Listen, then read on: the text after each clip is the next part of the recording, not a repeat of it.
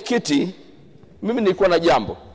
Siku ya tarehe 8 mwezi Machi tulitarajia kwamba kungekuwa na mechi ya ligi kuu, mechi namba 184.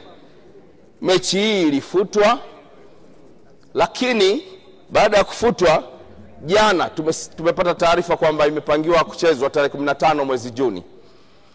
Lakini nisikitike kusema mamlaka zetu za mchezo wa mpira wa miguu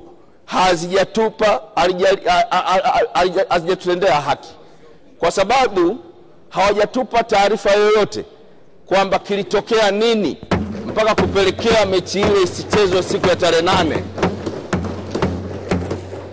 Lakini pia hatujapewa taarifa ni hatua gani zimechukuliwa kwa wote waliohusika na mechi ile kutokuchezwa tarehe 8.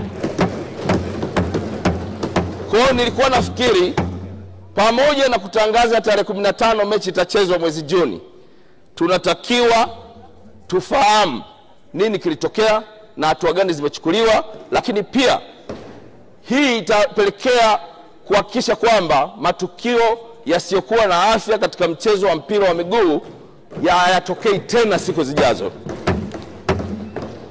Na nataka nikwambie Mheshimiwa Mwenyekiti, timu zetu za Simba na Yanga ni timu maarufu sana Afrika Mashariki na Kati. Kuna wakati fulani nilisafiri kwenda Bujumbura, nikafika mtaa mmoja unaitwa Buyenzi. Siku hiyo mechi ya Simba na Yanga ilikuwa inachezwa, timu moja ikafunga goli, mtaa wote ulishangilia, utafikiri uko Kariakoo jijini Dar es Salaam. Kwa ni timu zenye hadhi kubwa na mambo yetu yanatakiwa yaende kikubwa.